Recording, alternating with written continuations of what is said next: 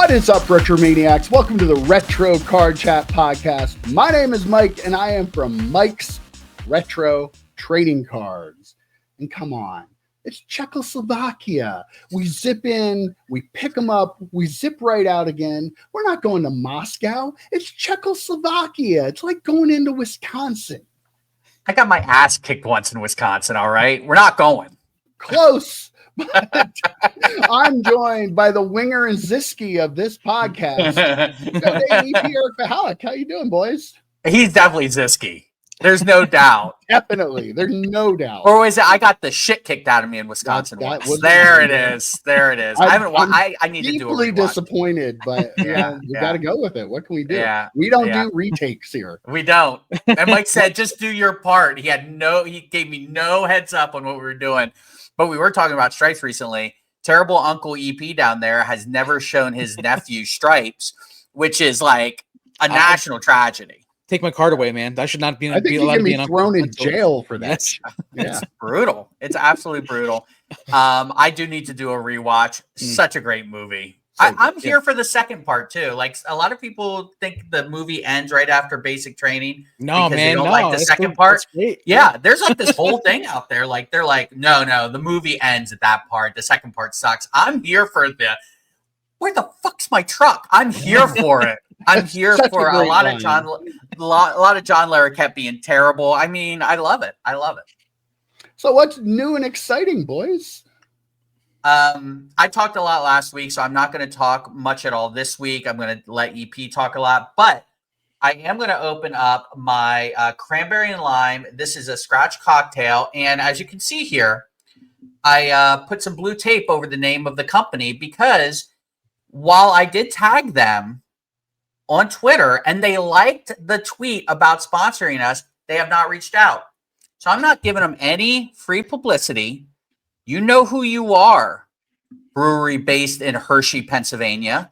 Okay. So yeah, this little scratch cranberry and lime vodka and soda scratch cocktail that they're making now. It's very tasty. Sounds good. I wish they would sponsor us, but unfortunately they're being dicks about it. So reach out. That'll help.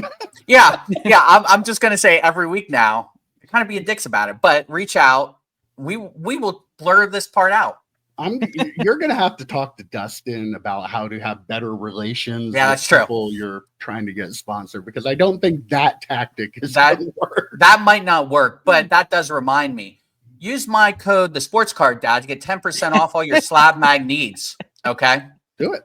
Link in the description below. Yeah, my code, the sports card dad. Check it out. I'm gonna have a beverage too, but I guess I got to cover up the logo on mine as well.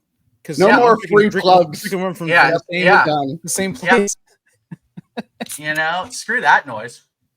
Are you drinking a beer? An alcoholic beverage, Mike? You having a beer? What? Me? No. What? Are you really? No, you're actually not. It looks like it is. Oh, okay. You put some vodka in that, though, right? The only reason I'm drinking it is because they're sponsored. My kids. Free alcohol here again, so I'm going to partake a little bit. Yeah, absolutely. Yeah. Awesome. So that's what like a malt kind of. It is a hard seltzer, cherry lime. So that would be a great mixer. Great mixer. Yep. Not bad. Yeah. So hey, EP, you weren't with me yesterday, but I went to a card show. I went to the annual Shikalimi High School card show, which wasn't at the high school. It was at the middle school, which is actually closer to me and made me happy that I didn't have to drive into Sunbury. No offense to anybody who knows where Sunbury, Pennsylvania is, but yeah, you try to stay away from there if you're not from there. But yeah, and guess what? I did not buy anything. Lies. Okay, that's a lie. Yeah, I bought a whole lot again. I made 3 trips to the car. I got some more wax for my upcoming pack stack sale, which starts a week from Wednesday. So if you want to buy some 90s and early 2000s packs, follow me on Twitter at Mike Sepper Deck 1. If you don't do it, it's your own fault. I'm going to sell a whole bunch of them. So I got some wax when I went in. And then I started just like it's a bad thing when I go to a card show and I don't have any idea of what I want to get. I wanted to see the guy who was going to have the wax. And you had cash. I had a lot of cash. Yeah, that's a problem. And I spent every penny I think I had of it. I think I had $35 left over. Did you have to go to an ATM? I didn't. In the middle of it. Okay, I cut myself off once I got close to my limit. It sounds like someone going to the casino playing blackjack. Now, I only had to hit the ATM up like 3 times, guys. It was fine. I try not to do that, especially when it's in a middle school. I figured there was an ATM around. So, yeah, but I bought a whole bunch of non-sport sets. I bought a whole bunch of non-sport insert cards. I got some basketball cards. I bought a really cool Terrell Owens platinum medallion when he was doing the cheerleading, the ultra card with the pom-poms, which then, even though I loved that card, I sold it because somebody really wanted it. And I like to make people happy. I bought the card. I saw the card and I didn't want to leave that card there. Like I knew that had to come home with me. Not that I collect TO, that I needed to have that card, but I needed that card to either be with me or somebody who follows me that would appreciate the card instead of in a case with a whole bunch of other newer cards. So he bought it for $1. I don't know what someone paid for it, but 50 cents? 50 cents? No, it was actually $40. And that was one of the things where I was like, I have no idea what this card is worth, but I feel like that's fair for that card. That particular card, because of the photo on it, I think is iconic. So I would pay more for that card than just a regular, TO platinum medallion. Unless he was in an Eagles uniform.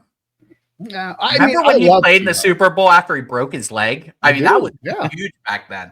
That was such a rift between he and Donovan McNabb ever since then. They were still going at it on Twitter not too long ago. Oh my God. I love T.O. T.O.'s been T.O. and I love him for it. Yeah.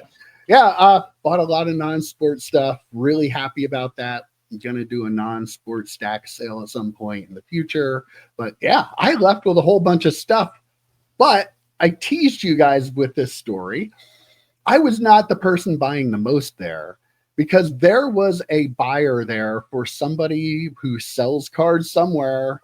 I don't know what he does, but they bought out 3 dealers' tables, bought all of Card Show Kevin's like non-slab stuff, bought all of James's boxes of stuff. And really? Another dealer that was right by Card Show. You picked a bad show to be off. Yeah. Holy cow. James has so many boxes. Had. Yeah.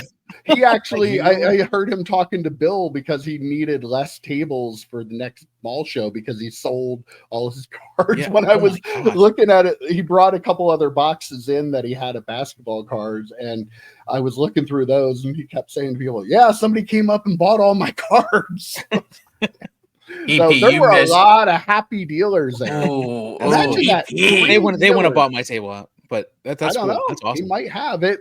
He was buying lower end stuff. I think it wasn't. He wasn't looking for slabs because Kevin had starting a card shop. Like what? Like what's going on? Somebody said that he's a buyer for somebody that sells cards on eBay or something. So wait, on eBay. Okay, I thought was it you? Was it you, EP? No, it wasn't me. I thought maybe he's got to take it down to Atlanta. Like maybe he's buying cards to refresh the inventory down. Oh, I don't know. It could be. I guess maybe. So what you're saying? Breaking news: Jeff Wilson was at the Shikellamy Middle School card show. Breaking news here. His buyer information. His buyer was. His buyer was. He'll probably have a video vlog about going through all the dollar boxes and everything there. Please don't sue us, Jeff. That was just a joke. Mike, I did notice you talked a lot about non-sports. Now, I listened to this other podcast that I don't think they knew we did non-sports stuff here. So this is kind of cool. I know Dustin started this non-sports trend according to this other podcast, only in audio form. But yeah, we've been talking about non-sports for a little while here. I hope they start watching our content. Once Dustin brought it up, we knew it was okay. So then we're like, okay. I mean, well, Dustin is doing it. Now we'll do it. Yeah. I think didn't Neil open 1990 Marvel first though? I think Neo. Well, then that Neo first, podcast, but maybe they should have mentioned Northeast referencing. Ohio Cards and Comics. I don't know. I don't know. They were talking about people like moving from sports cards to non-sports cards. If only someone on this channel had sold a $15,000 Tom Brady to get into non-sports cards. I don't know. Just can I interject something too? I believe that both you, Joe, and me opened 90 Marvel U way before Neo was even a thing. Yeah. We legitimately open stuff. Yeah. So, you know, 90, 91. We only have a pedigree going back to the early 90s with non-sports cards. That's why they're only an audio podcast. That's all I'm saying. So for the viewers who don't remember, I have a work podcast, and we discussed some non-sports stuff. I have a work podcast that I do that is audio only that Joe is referencing, and so that is the show that he's referencing. Mm-hmm. In my defense, where your co-host Rob carries you every week, because Rob is really the star of that show. In my defense, I was in the middle of being awake for 40 consecutive hours at that point. So in my defense, I was not at 100%. And he easily remembered Dustin, one of his best friends for like 30 years. Does not remember at all. Listen, but Dustin, the sports card dad, Ziggy, blame him in the comments, please. Dustin, oh my gosh. Dustin just had a video about that though, like a specific. We record a video about it every week. He did, yeah. Well, he did a specific video just about that, and so did I.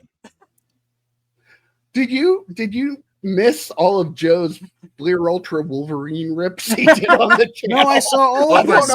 16,000 views, 16,000 views on that video, which is crazy. But I'll give EP a pass. He likes me more than Dustin. It's fine. I mean, yeah. I mean, who doesn't?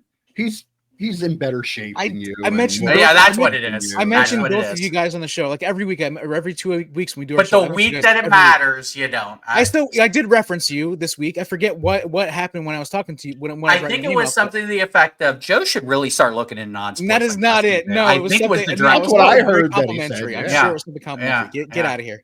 Get out of here. He has a man crush on Dustin. That's what it is. It's bad. You mentioned Ziggy. He did a video, and can you believe this? He put us on his top channels for 2024 list. So Zigmeister, thank you for that. I don't know why you like us so much, but I don't know why anyone likes us half the time. But he was mentioning like nominating us for the Hall of Fame or something. Oh, that's crazy. That he quickly remembered that. Oh no, they're not into that kind of thing. But and we're not. So please don't do that. We don't want to be any part of that. But. Unless we want to use that for content, which although you could do it so like we get one vote and then we can talk about that for eternity, because we would never stop talking about it. That's what we do. That's what we do around here. Yep. Oh, man. So I've been trying to get this in the intro for like several weeks now, and I wanted to get it out there. Steven from Pennsylvania bought 10 things for me on eBay, and he left us a note. He said, "Hello, EP. I watch you on Mike's Retro on YouTube. You guys have the best card talk channel for us collectors who just like cards. Thanks for all the great content." I just wanted to share that. Wow. He bought 10 cards for me, random stuff like an 86 Ricky Henderson, 87 Don Russ Ricky Henderson, just like some random stuff. But anyhow, so I wanted to thank Steven from PA. Thank you for watching us. Thank you for buying some cards, and just wanted to shout him out and just share that with you guys. So. And Steven, you haven't cashed the check yet. Can you please do that so it doesn't throw off our balance? Right, exactly. Wow, all joking aside, thank you, Steven. I'll take a compliment. Because I still don't know why people watch us and like us. So, and we've had this happen to us before, where people will randomly say, "Oh, I watch your stuff," or when people start buying from you, and you're like, "Oh yeah, my buddies and I do a YouTube thing," and then they start watching, and they're like, "I really like your content." I'm like, "Hey, thanks. Subscribe, like, and subscribe." Yeah. 3 idiots sitting here every week talking for an hour and 15 minutes and. If you like it, hey, shout out to all of you. Cheers. Yes, cheers to all you people that like it. It's cool. It's cool. A bunch of your fellow idiots that you get along with. Yep. This is true. Yeah. I have a new retail rips video. If you haven't checked that out, go back and check it. Weird one this week. I bought a 2023-2024 Prism Monopoly basketball starter which you only get the starter pack and 2 other packs in it, but it was half price from Walmart. So I wanted to get it to see if even if half price makes it worth getting. So check that one out. I haven't watched this one yet. Yeah, You just dropped it Sunday morning, correct? Yeah. Yes, I did. Okay. I have some other cool stuff coming out with that too. I'm going to have coming up in no particular order. I have Marvel Masterpieces Platinum. I have Prism Football Blasters. I have Prism Football Fat Packs. Not sure if I'll do both or pick one or the other. I might do both just to show people how good you paid for them. I did. Keep the experiment going. Keep that money. Keep that negative football number going up. I have Rookies and Stars football, and I ordered some Looney Tunes. Yes. I'm going to be busy for a while losing money on that show on Saturday night, Sunday morning. I don't know what. Whatever. So, what else is going on? EP. I think you had something you wanted to talk about, or was that your thing? That was just I wanted to share that. That's been a couple weeks that I wanted to share that. That was that was the big one. I also have a five card order. Well, me and my buddy I do the podcast with. We did that. Show. Yeah, I'll cut that out. Yeah, cut all of that out. Okay. I didn't say the name. But definitely cut that out. You won't be hearing that. We went together on a PSA order, just the two of us with 5 cards each. He had a coupon for $100 off, so ended up being like $95 total for the two of us. And so I had those cards coming in. They included the Terrell Owens SP rookie card that I showed on our 3-card show, which we do every Friday, which is an awesome show. But there was that card. I ended up getting a PSA 8 on that, but I'm going to do a reveal, a short reveal on upcoming episode of Extra Innings with EP. You should also get Rob's cards, because it'd be interesting to have not just your 5 cards, but maybe do like the full order reveal. Maybe ask him if you wouldn't mind that. I could see because he would have way different stuff than you would. I would suspect. Like he probably sent in vintage and stuff. He sent in actually a couple, mostly like newer stuff, like a couple of Otani, at least one Otani, but some newer stuff. What is Extra Innings with EP? I know. That's a good point. Like, I know. Speaking a different language down so there. long. I don't speak. All right, guys. Well, let's get into it. All right. You know, our favorite thing to do on this channel lately is talk about Beckett, right? Because who doesn't love a good Beckett story? But Beckett this week actually had a press release that they signed their autograph authenticators to long-term deals. Apparently, these guys had gone to 125 different events in 2024. Interesting, though, that they had a press release about signing their authenticators to a long-term deal. That's a little odd. Like businesses don't go, oh, hey, we re-signed our people that work for us. Like I own a business. I don't usually. They're not Joe Burrow. I'm waiting for the Lutz preschool press release about what kindergarten teachers or preschool teachers you re-sign. Yeah, but yeah, interesting timing on all this. Clearly, they're putting some of the money that they got to good use here, because I think this is a great thing to do, because let's be real, we're going to get into it a little bit about their grading numbers. I think their autograph authentication might kind of be their bread and butter of that operation right now. Just my thoughts are, I saw this and initially I was like, oh, they're just getting ready for a sale. They want people to know that the talent that they have in this division is locked up. So if they buy it, it makes them more valuable because they won't lose employees. But part of me wonders, is it that, or is it maybe that this is the direction they're going with the company? They're like, okay, we screwed up the card grading so bad that nobody's ever going to use us, but people do trust us for autograph authentication. We have guys that have a lot of experience working for us. Are they going to lean into that part and maybe try to expand the autograph authentication? Or do you think this is just priming for a sale? What are your thoughts? I agree with the leaning into the autograph authentication. That's kind of where my mind went when you started describing the story. Like,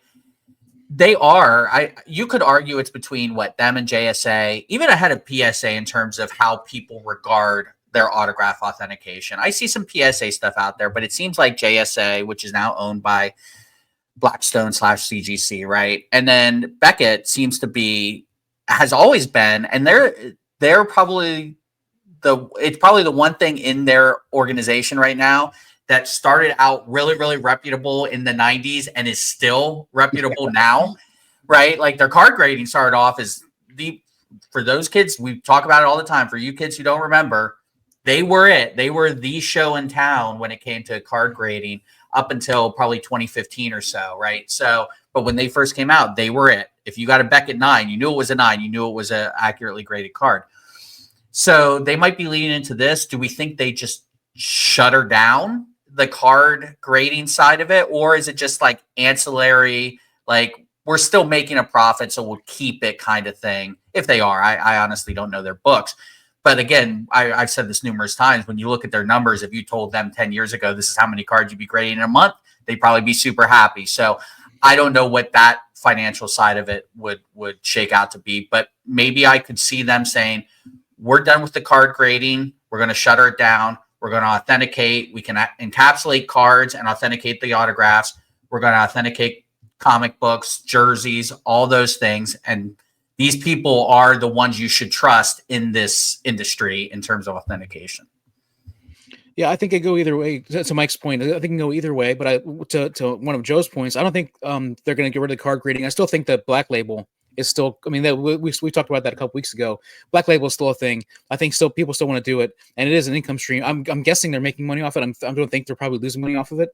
But my initial thought when they signed this is there is a lot of like there's probably a lot of people moving back and forth in these. And if you're a business company coming to some money and you look at this as a strength in your company, then you want to lock that in. You want to say this is something that we need to take care of, regardless if they're going to be sold or not. I agree with you, Mike. Where I agree with your initial thought where this could lead to a sale.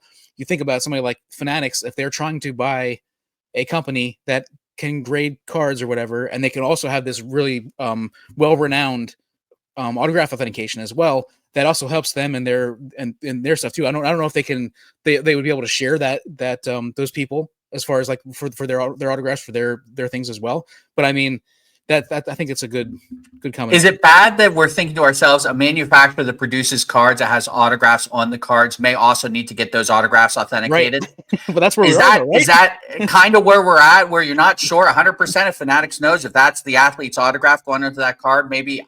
I know there's other reasons to have them. They have jerseys to get autographed and all that kind of stuff. I get it. But that's the first thing I thought of when you said, oh, they can bring in authenticators to Fanatics. Why? To authenticate Topps autographs that should be authentic anyway. Really good point, though, real quick about the Black Label 10. That is still a chase. I watch, again, I'm a glutton for punishment. Sometimes I watch Loot Box TV, which Gin and Juice, they have started a podcast. It was actually nowhere near as bad as I thought it was going to be. So hats off to you guys. But the one guy did mention how he still believes the Black Label 10 is the chase in the hobby in terms of grading. And that really good point about that EP that I didn't even think about. So maybe they're not jettisoning off the card side of it, but shoring up the other things. So like the ancillary benefit that the card grading does have to them, they could hold on, try and make it through, and then see if they come out on the other side. Joe, we have almost 1,700 people that have watched us and go, hell, they're not as bad as I thought they were going to be. So, yeah, that's our brand. High compliment. Yeah. But yeah, I mean, I still think this might be a step toward a sale. I not that anything is imminent or that anything is actively happening right now, but I think it is to position themselves. I really think the restructuring and the money coming in is maybe to sell off this asset before you make it worthless, because they've been doing a pretty damn good job of making it worthless for quite a while now. So, a step to keeping this company where it's at and being able to off it on somebody. And like, again, I think Fanatics is just the place. Like it is a joke, Joe, that you need an authenticator, but wouldn't it be nice to know that this autograph was actually authenticated instead of they just took a waiver that somebody signed saying, yeah, I signed these, when, ironically, the waiver that they signed does not look like the autographs that they're putting on those stickers 90% of the time. I tagged you guys in this. The Steelers were doing a George Pickens jersey giveaway, And I tagged you and I said, this does not look like his signature on his cards. And I put one of his cards in the comment as well. Like, yeah, I was joking, but it's not like, send those folks out and have them collect the autographs. Yep. Watch someone at least sign one of them in front of you. But Fanatics at this point, because Beckett leaned into the whole re-signing of their authenticators, Fanatics to me now sounds like the one who would buy them. I'm kind of going full circle on my original thought way back in episode 1 that it would be Fanatics, because PSA already has autograph authenticators that are pretty, they're not as renowned, I don't think, but they are up there as well. And then CGC / Blackstone buying JSA, they have that kind of lockdown now. So bringing someone in-house, Fanatics, not just for the card side of it, my jokes aside, but they do get a lot of, they do have a lot of events where they would have folks autographs, whether it's jerseys or footballs or baseballs or whatever. So it wouldn't be a bad move for them, knowing that Beckett has this like harem of authenticators that they can bring into their the fold, so to speak. If Fanatics buys Beckett, is that the last Infinity Gem? Have they then conquered everything? Have they acquired everything they're going to acquire? Do you think? They're pretty. Galactus never wants to stop eating, baby. They'll find another planet. They'll find an adjacent kind of thing somewhere they can get into. Yeah. All right. Yeah. All right. Well, we talked a little bit about their grading side. I have not December grading numbers, the 2024 grading numbers. I thought we usually save these to the end of the podcast, but I thought this week this warrants a little more of a discussion because these numbers are just mind-blowing. They really are. The overall cards graded for 2024, PSA graded 15.34 million cards, up 13% over 2023. CGC graded 2.32 million, up 27%.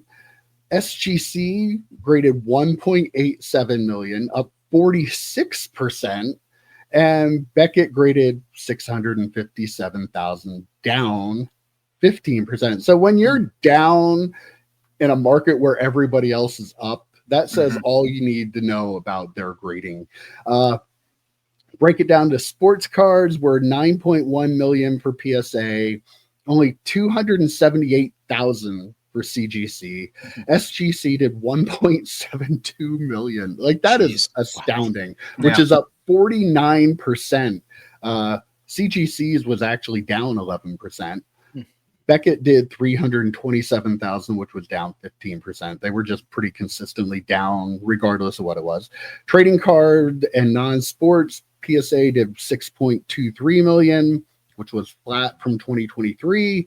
CGC did 1.95 million, which was up 36%. SGC did their little 152,000, which was actually up 21%. Good for them. And 329,000 for Beckett, which was down 15%. Like, the grading addiction is just full go. It's not slowing down. I don't anticipate it's going to slow down at any point in time. These numbers are astounding to me.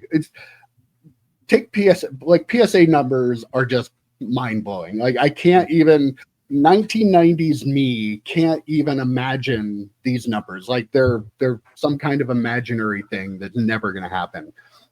But CGC doing 2.32 million cards and SGC doing they're both hovering around 2 million cards for the number 2 and 3. And the number 1 is so far out of sight. Like, those numbers are crazy for a company like CGC or SGC. Like, if we take PSA out of it, that's exactly what I was going to say. Yeah, it's crazy. Yeah, it's wild when you think about it. Like, you add up even Beckett, SGC, CGC, and you would tell us 20 years ago, like, this is how many cards are being graded. You'd be like, oh my God. Oh, also there's another company grading 15 million. I did the math. It's 1.279 million a month on average, which is crazy. So my bold prediction, I think it was a year ago, where I was like, grading's going to come down. Wow, was I way off on that? I was right for 1 month.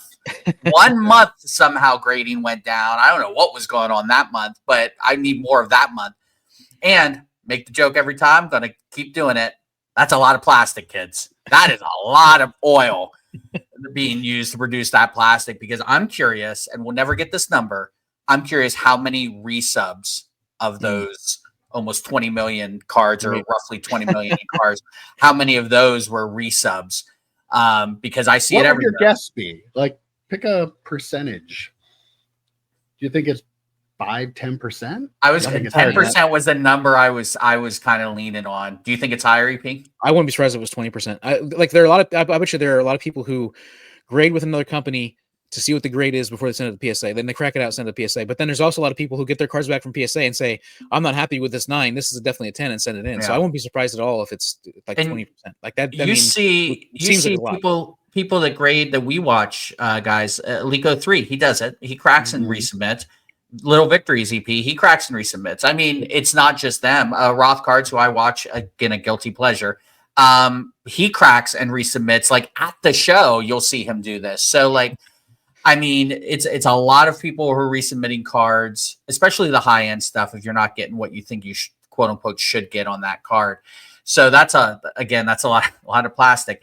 All that being said, Beckett being down 15% is rough, considering how high everyone has gone up. And the one spot I thought they might be able to keep, or at least their downturn would be less, was the non-sports, because there are still a lot of Marvel collectors who are big.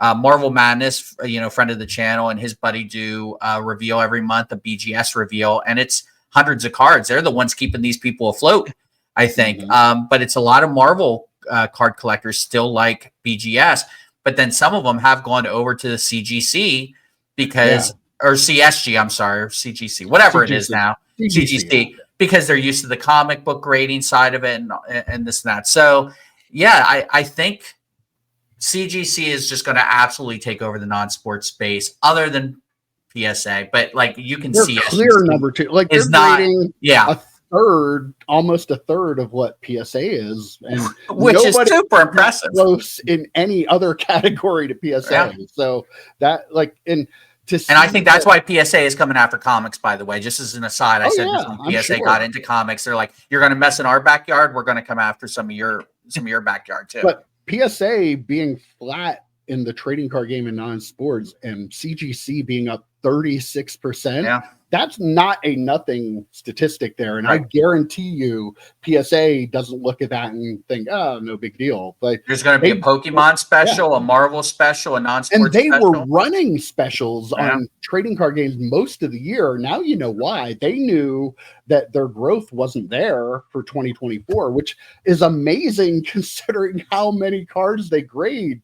You're up 13% overall, but your trading card non-sport was flat is kind of amazing. And the fact that the number 2 was able to make up as much ground as they did, this is a story you won't hear people talk about, because first of all, you're not allowed to be anti-PSA really on YouTube, because, oh no, but they might not like it. We're not anti-PSA. This is just what it is. Yeah. Give CGC some credit. Nobody really talks much about them, but wow, you look at the numbers, they're doing something right. And there's a segment of the hobby, a growing segment, that are like, I like the job they do. I like the slabs they have, and like the price that they're probably grading stuff at too. So that's a significant number to me, I think. And PSA, I guarantee you, does not like that. And it'll be interesting to look back a year from now to see if they've been able to push them back down a little bit. They're coming up out of the pool, and Big Brother, the bully PSA's got them by the head. Are they going to keep coming up, or are they going to shove them back down? Yeah, I wrote down PSA flat because just I wanted to remember, because you just said about it, Mike. Like the fact that they are up by so much in so many other categories and overall, but then to be flat on any of those categories seems insane. And then to just go back to the very beginning when you said about talking about Mike, like 2000s Mike, and talking about grading. Like if you had said that that the grading companies would be Beckett would be grading 666 or 67,000 cards, like you'd be like, oh my gosh, they would be on the top of the world. Like we would all think that, because that is a ridiculous number of cards being graded, but that is the low, the very, very low. And I kind of did the math. I think it was like 5 million cards graded by companies not PSA. The combination of the other ones, 5 million. Just think about that. But then PSA, like you guys said, is this like Godzilla that is so much taller and so much higher than everybody else. It's insane. And then the other thing I wrote down was $30 per, because like if you think probably an average of maybe $30 per card being graded, and you think about, I'd love to know that actual number though. That's a good point, EP. I'd love to know the actual number. Right, 20 million cards graded. You figure if it's maybe an average of 30 across all of them, or whatever, like that, the amount of money that's being poured into this, that people are paying on top of buying outrageously priced cards, boxes of cards and stuff. Like, I mean, like the amount of money that is in this hobby right now is just it blows my mind. And the fact that it's not regulated, none of this is regulated. None of it, yeah. I've been very complimentary to PSA, and like again, these numbers show that holy crap, they have a really good business they build up there. To think this company was closed after Nat bought it. I'm like, it sounds like I'm kissing Nat Turner's butt, but you have to look at this and know how good of a job he and the people they have in charge there have done. They've just been amazing to be able. They were closed. I put a tweet out on Twitter showing some HGA cards. Do you remember how excited we were, even though a lot of people won't admit to it now? We were excited to win the lottery to get to grade 5 cards with HGA back in 2021 when PSA was closed. And now HGA is gone and PSA has just how bad they were at the time to see that they've gotten here is just amazing to me. Like as a business person, that shit that they're doing there is really, really impressive. Let me throw some cold water on your Nat ass kissing here real quick. So the reason that we want him to do 8 questions or not? The reason that Nat reopened PSA is because he had a lot of cards that needed graded. Let's just fully admit that, right? Because I've said this a lot. The thing I do like about Nat, and I will say something nice now, the thing I do like about Nat is he's a collector. Like I want collectors running these companies, and Ruben and his white parties aren't collectors, right? Like the folks at Panini, they aren't collectors. Nat's a collector. Peter is a collector. So I kind of like, I don't know anything about the CGC folks or Beckett.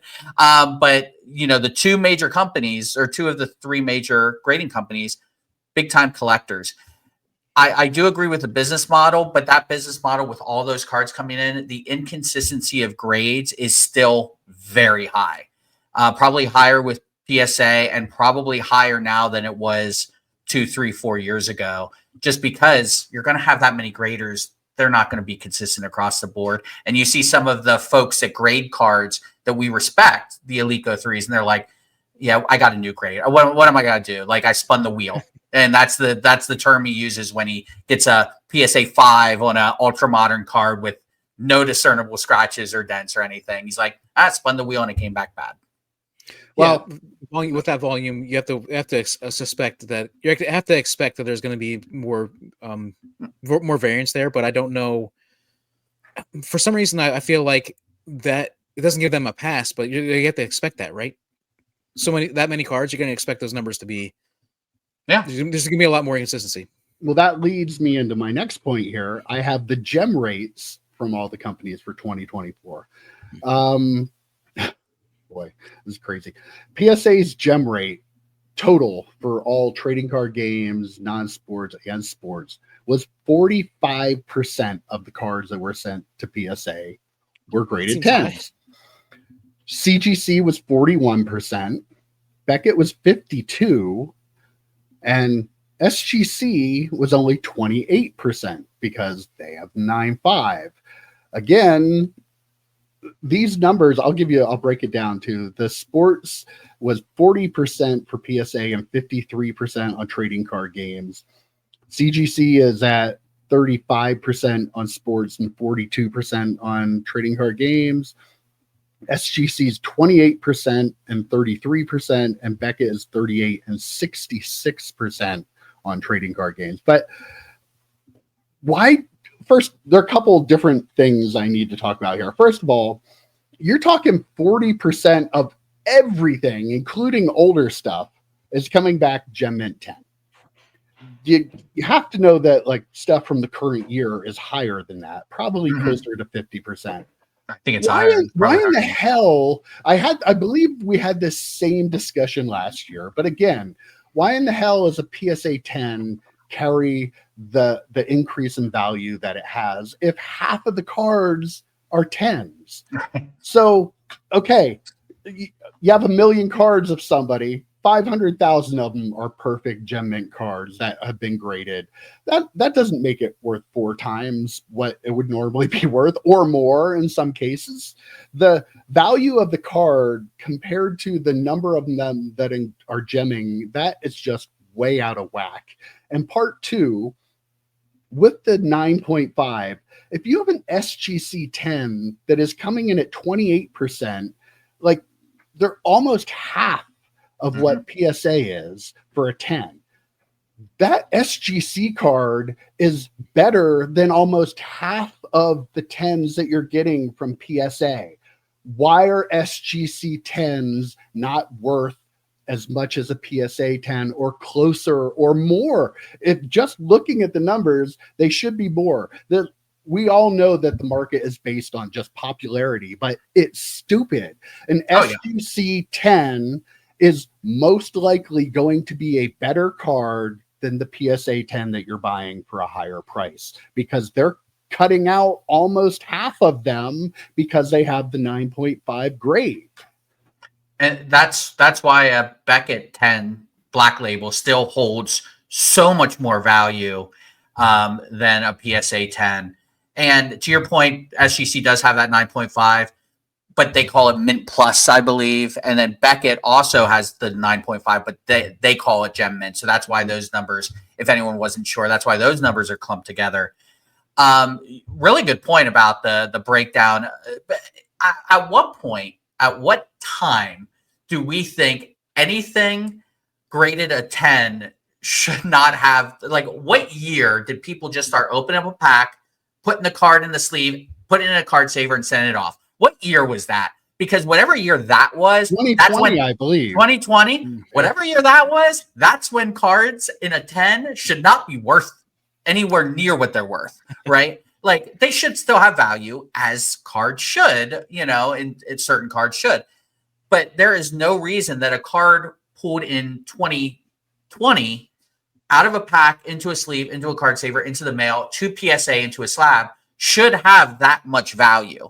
Like, things before then, when you were pulling Tom Brady cards out of a box that you just kind of tossed them in a sleeve and just threw them in a box 20 years, maybe not even in a sleeve because he was a common, like, those cards should hold the value that 10s say they should, or 9s in some cases.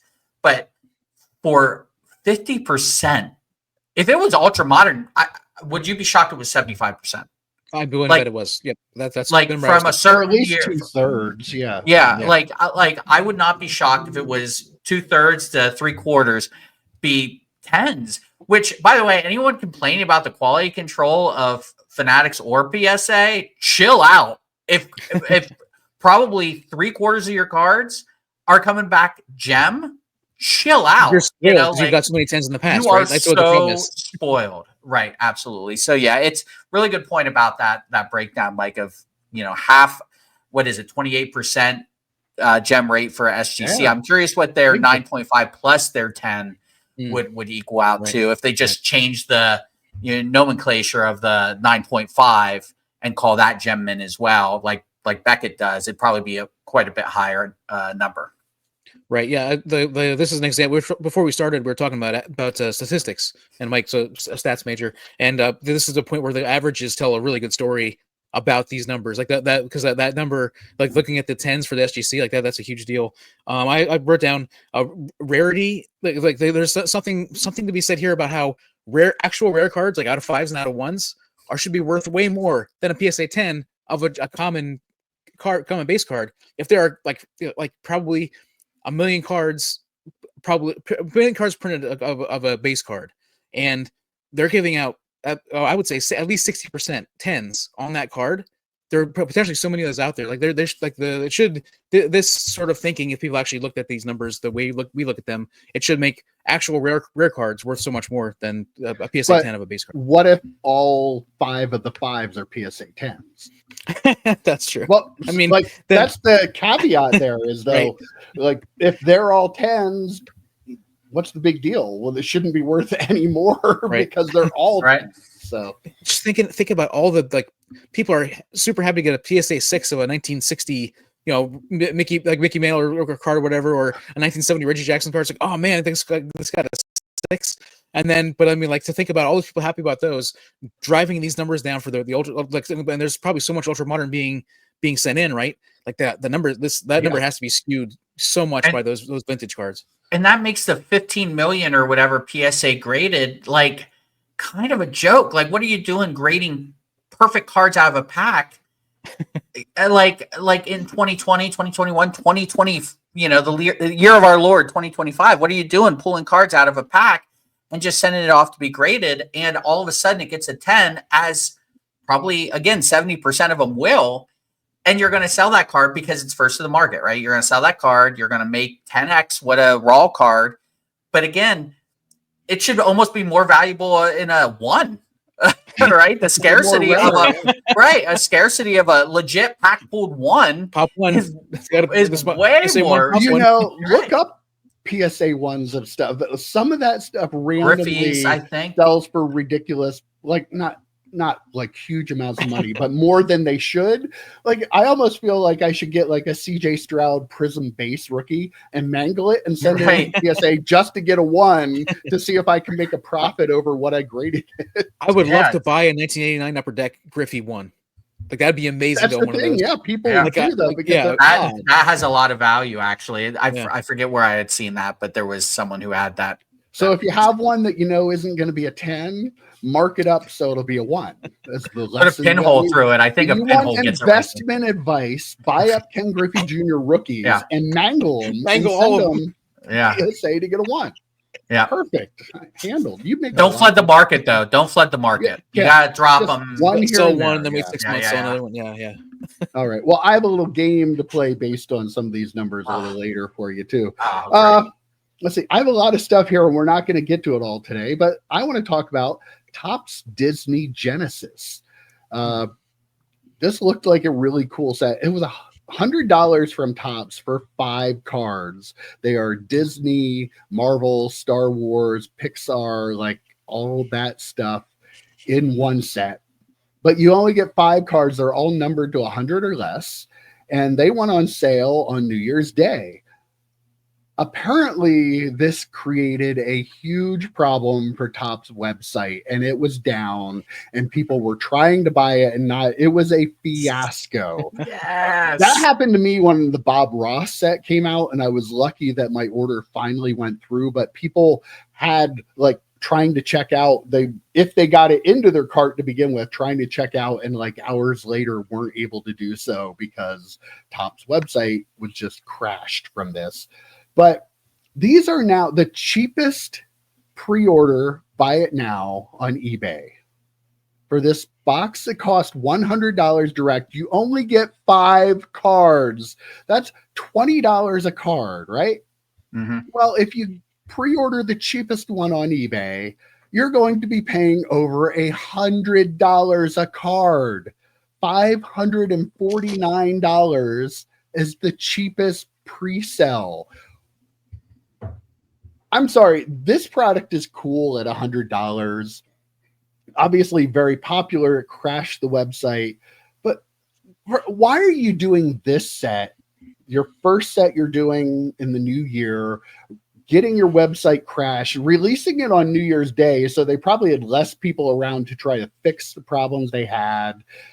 This would be a great product for a collector if we could buy it for $100 and get 5. Like, that's still a lot of money for 5 cards. Don't get me wrong. That's a lot of money. But I feel like if you're a Marvel collector, Disney collector, you're like, you know what? This would be fun. I'll buy one. But we can't buy it because we know people are buying it to flip, and we know the breakers are going to be trying to get all this they can to sell break spots. this is it's not a release that goes to dealers. This was a Topps direct release. This is what I hate about the hobby right now. This is a product that would be fun. It is a little bit more expensive, a little bit of a gamble, but reasonable for a collector who just wants to collect the cards. They might buy a couple and rip these and have a little bit of fun. Now you can't do it because you're paying over $100 for a fucking card. Ridiculous. And rant. I gotta say, I am so happy that Fanatics is taking over the hobby because I mean, stuff like this is never going to happen so again. Cheap. This was a Panini. It was only $100, right? though. I mean, yeah, but the problem is, Series 2 is going to be $499.99. I'm calling it now. They saw what happened on the secondary market. They're not stupid. But they'll give you 10 cards this time for that, right? Well, we're adding, or maybe two more cards, maybe 7 cards. Yeah, you'll get I was thinking 7. Yeah, you'll get 7 cards. But no, that like you can't tell me that they're not looking at the secondary market and thinking about this, right? Like they're not stupid. They're businessmen too, and that's exactly what they will do next year. This is not the first. You're not going to bring up Topps Luminaries, are you, Mike? That's not on your list. We won't have time to get to so I'm just going to throw this as a throwaway line. But Topps Luminaries, everyone complains about Panini 1. You know, it's only 1 card. Luminaries came out $500 a box for 1 card, and shout out to 1 Million Cubs. I think they were only $350 direct, and I think they're $500 on the secondary. I don't know if that, but we give we give Panini the same shit for selling stuff direct, and then the secondary market jacking it up. So I'm going to give Fanatics and Topps the same shit we gave Panini. You can find a Roger Clemens SP autograph jersey patch numbered to 25 for half of what the box cost. Like you would open that up and think, oh my God, what a great hit. And there you have it. Same thing's going to happen with these Disney cards. Someone's going to open up a box for $500 and get maybe $50 in value, maybe $100 in value. I mean, it's I know Disney's huge, but again, it's kind of still a niche market in terms of cards. Like, do you expect these cards to be worth that much that you're willing to pay $500 in the secondary market and probably $500 on the direct market next year? I can't get behind that. It's stop. Topps is not going to stop because they're going to make money. The only way they're going to stop is if we stop. But again, card collectors can't stop because they're addicts. They crash the website. We know you are an addict. We know you are, and you're going to keep buying this product. So not our wonderful viewers. No. That was the royal you. The royal you. Yeah. This is outrageous. When you said $100 a box for 5 cards, I wrote down Disney money grab. But then the breakers with their bots said, "Hold my beer," because we're going to get all of these, and then we're going to sell them for $540 or whatever that was. It's just outrageous. You're talking about the servers at work. I literally walked in the door at work on New Year's Day because I had to work New Year's Day, and the room wasn't on fire, but like all 3 people I was working with were like, our InDesign, our page design is freaking out. It's going too slow. We don't know what's going on. So it's like, hold on, I'll go upstairs and check it out. And I went upstairs, but I can handle that stuff. But you know that their IT people at Fanatics are like, I can't believe they're dropping this crap this week or this day, because we're going to have like one person on call, and they probably had to call in like 20 people to get it back up and running. I'm not sure what you have to do. And how is a company this large? How is a company this large with this much money and launching a new product, not having how? And you said it happened to you, Mike, for Bob Ross, which was a cool product as well, but that shouldn't be breaking the freaking website. Like, absolutely ridiculous. And again, I make the joke kind of serious. Maybe Michael Rubin should put more money into, I don't know, his business, so he doesn't have shitty jerseys come out without numbers on them, and maybe the website won't crash. But we've got white parties to pay for, people, and those exclusive shoes are not cheap to have made. So again, this is why I said about Nat Turner. Nat Turner's a collector. He loves this hobby. That's why I don't have a problem with PSA generally. Michael Rubin is not. He doesn't care. He just wants your money. Just accept it. Just absolutely accept it.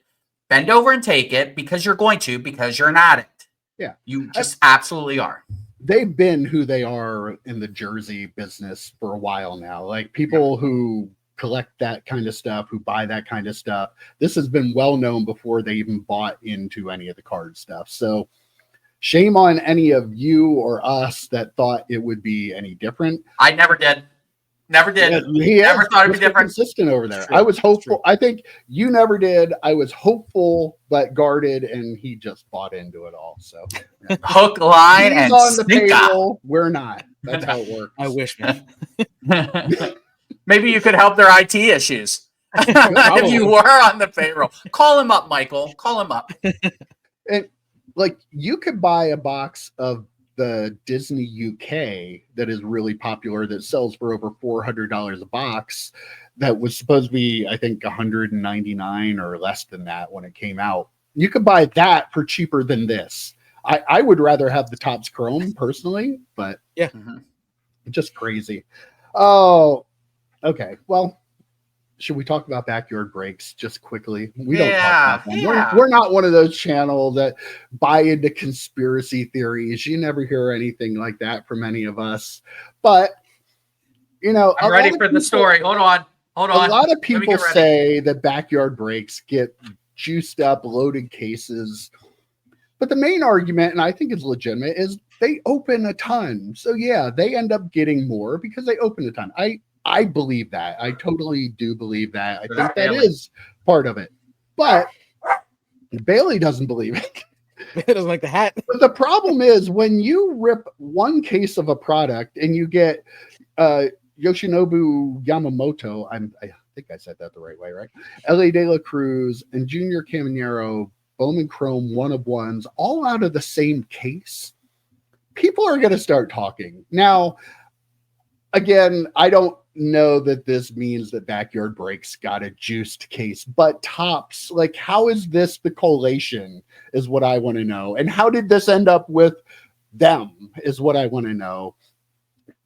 It's probably a random thing that happened, but this kind of stuff, when you're already in an industry where people think something that's is happening that may not actually be happening, it's pretty bad when this happens because it's just gonna throw all the fuel on that fire, and all the people that are like, oh, they always get juice cases are gonna be right back on the bandwagon, because why wouldn't you be? So this was a Panini product, correct? Yes, it was. It was Panini. Oh, wait, no. Wait. Because again, we had to talk about the juice cases getting multiple downtowns with the collation, though I think they're printed at a Fanatics owned facility. But so now it's finally come to roost, right? It's like, oh, it's actually affecting Fanatics products. Their screw ups at the printing factories, right? I mean, the collation is so wildly off on something like this that I don't think it went directly to Backyard Breaks. It would have been nice if it went to some random collector, but what collector is buying a case of this stuff? But like, it was going to go to a major breaker. Whoever broke it was going to get the same, they're getting juice cases, whatever the case might be.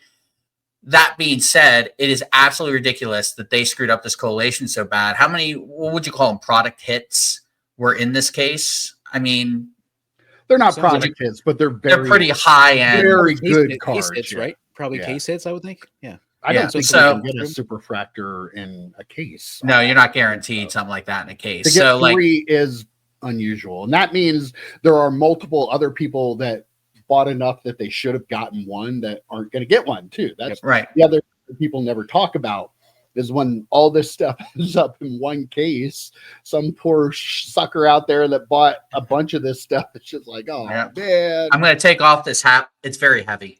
But yeah, I mean, again, do better, Fanatics. But all of us need to strap in, right? 25 years. Strap in or strap on, one or the other. Yeah. Let this for a long See, time. I was going to say that because I said it before, but I'm like, nah, this is a family show. But no, nobody's watching. That's true. But my biggest gripe the whole time when we had this is, are they a monopoly or are they not a monopoly? And I always said legally probably not, but it feels like it. It feels like they are. And the pushback I got was, well, Panini had control of everything for X amount of years. Yeah, but they still had to re-up every 5 years. And I got some pushback, but they did. They had to get their contract renewed every 5 years. None of that. None of that. Fanatics is it for 25 years. There's no, oh, maybe in 5 years they can, someone can come in and try and get the licenses. No, it's it. We're stuck with them, and they suck. We've had Panini for 10 plus years too, and they suck. But they did. But it's not going to be any different. It doesn't matter if you want to think they're a monopoly. Not going to think this is just going to be the same shit, but just a different company doing it because they can make a lot of money. That's why Panini did it. That's why Fanatics was like, oh, we'll give you more money because look at all the money they're making. Right. And we're going to make it now. So, yeah, just doesn't matter. I agree with. I was just saying that there was opportunity for another company to come in like Fanatics just did with Panini and take the licenses away. There's no opportunity with that now. Like, they're not going to let go of those licenses unless they stop making money off of people, which we just found out from that Disney product. They're not going to stop making money off of people. Yeah. So they're it for 25 years. I think the issue here, one of the issues here is I don't believe in juice cases. I believe that it's all random, and I don't need the hat. I believe it's all random, and this is a perfect example where they could show that. But the problem is they never show us how the soup is made. They still let us in. We at my paper we do every once in a while we'll do a day in the life of where we go and we watch what happens at an airport. The people that or like Canobos Grove, an amusement park around our area, when people show up first thing in the morning until the very end of the night when they turn out the lights. Show us that stuff in the manufacturing facility. Show us how these things are made. So there's probably have safeguards put in place so this kind of stuff.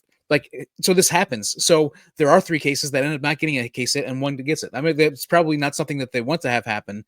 But if you think about all the different cards that are printed, the millions and millions of cards they're printing, there's chances that this is going to happen. And this is an example potentially of that. But that's not how the hobby's going to see it. That's not how the people that get the empty cases are going to see it. You know what I mean? But this is an example of potentially a good example of the randomness, unless there's something out there with, if they start having like a bunch of cases with 3 to 5 case hits in it, then that's a bigger problem. You know what I mean? At least they put the rookies in the product this time. So there's, I guess, progress. Yeah. How many 101s? How many 101s were in this product? Right. Did they at least put just one 101 of each player in this product? I mean, again, lots and lots and lots of screw ups over the last couple of years since they've kind of taken over. But again, they're great. They're better than the predecessor. There's a saying. I wouldn't say that. We can just hope that they'll be at least as good as. We hope they're better. I think I've pretty much always said I hope they're better. I hope it's better for the hobby. But we need at least for them to be as good as what we've had for the last couple of years. He's on the payroll right there. Yeah. He's on. I wish, man. Consistent, baby, right here. Yeah. Okay, I have one more story I have to get out here to you guys before we end up with our little quiz. Did you see that Fanatics is now offering $1,000 in Fanatics cash, a jersey, and a 1-of-1 Bowman U card to players of College Football 25's Road to Glory for their created players? They're basically a NIL deal for people who have created players in College Football 25. And if I forget what the hashtag, I don't want to promote the hashtag they have, but yes, they are paying certain people. If you have a creative player that is at a certain level, they will send you $1,000 in Fanatics cash, a jersey of your creative player, and a 1-of-1 Bowman U card of your creative player in the video game. Amazing. This is amazing. Amazing. I thought Joe froze for a second. Are you rebooting? You're rebooted now? No. I'm thinking to myself. Have you ever, Mike? You probably know this. Like, you got to a certain point in your life where you're like, I'm old. I just got to that point. Just like right now, you saw it live on the show. I just realized how old I am because you said a lot of things. And I don't know what the fuck any of them meant. What is happening? What? You created a player on a video game. Yes. You played with that player. Yes. That player got like a high rating, and Fanatics, who, by the way, have so much time to do all this stuff. Fanatics. Yeah, I guess. It's like when the scientists like find a thing that makes like lemons taste like limes, and you're like, so I guess we cured cancer. I guess we've moved on. Like this, what it feels like. Maybe the people who are doing whatever this is can work at the IT department or something. What is happening? This is the dumbest thing I've ever heard. I love it. It's great. It's like a bunch of people. Mike, you can't love this. This to me feels like wrestling card collectors making cards of themselves, No, it's not but having a No, major no. company do it. It's such a this circle ain't gonna jerk itself situation. My goodness gracious, I'm old. It's official. It's happened, everyone. The key ingredient here, the number one thing, is that $1,000 of Fanatics bucks. A gambling. They are giving you that first hit. They're giving you that first hit for free and a jersey. Look at us. We're your friend. We're your best friend. I love this from a marketing and business perspective because you are like these are the people. They're already playing college football. They're probably already playing Ultimate Team. They're spending a lot of money on that. They're probably maybe collecting cards, maybe thinking about collecting cards. You're grabbing them and pulling them right in. You're saying, well, we're your best buds. Look what we're doing for your creative player in your game. Like this is brilliant from a business and marketing perspective. I love it. There is a real life example of this. EP, I don't know if you watched the 8 questions I did with Silver Sport yet. Have you watched that? Okay. Where Ed says Chuck is the reason he got into physical cards because they were playing Madden and spending all sorts of money on Madden Ultimate Team cards. I haven't played Madden Ultimate Team in a long time. Are the cards that you buy, are they licensed by Fanatics? The ones that were the ones that I was last time I was playing it, they were just generic looking cards. So next year, for the baseball, they're all tops. They're all branded with the top stuff. They're branded with tops. For EA stuff, they're basketball and football next year will be branded tops cards. I'm calling that now, and this might be the first step to that. They might not be able to do it because of not having the licensing yet. That could be possible. Maybe they'll work with EA to get that or something. I wouldn't be surprised if you saw tops branded cards in Madden Ultimate Team. Someone who plays, let me know in a year because I'm not going to play that. This is funny because I literally just in the last week had a discussion with my wife and I was telling her about something. She's like, wait, what? People like make money playing video games? And I'm like, yeah, there's something called Twitch and people just play video games and lots of people watch people play video games, and her mind was just blown by it. Was it the look that I just gave? Yeah, it was similar to that. Yeah, but yeah, I'm apparently not as old as people. You're 60, according to your math. Don't shake your head. That was your long math. Time ago. Each episode is its own joke. Oh, okay. Things don't carry on from episode to episode. Okay, unless it's talking about EP's love of Fanatics. So yeah, but I think that's pretty cool. You know, we've talked about the marketing. This is stuff you're taking people. That was the whole thing with Silver Sport and Ed and Chuck, Joe, was what popped into my head. This is a way to convert people who are playing this into, let's be real, into gamblers. They want to be gamblers. At the end of the day, they're going to make more money. God, it makes me feel gross when you said that. Like but it's so true. It's like, but that's not Fanatics. That is our country right now. Like everybody, all the commercials, you can't watch it.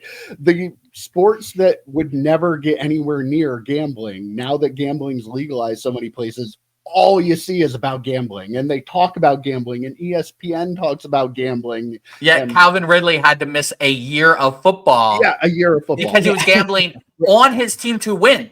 Yeah, I remember when it used to be like to find the like there's only like 2 websites where you could find the gambling lines, like the numbers for because it was like, oh, it's gambling, it's only legal in Las Vegas or whatever. But like for like fantasy football stuff, like trying to find these like these lines and these numbers, like the overs and unders, that sort of stuff. Like it was a 5-minute clip on the NFL Countdown where the guy would come in and talk about over unders, and I'm sitting there as a 12-year-old, 13-year-old going, what the hell is this? And now it's everywhere, like pre-game shows out the wazoo talking about the gambling side of it.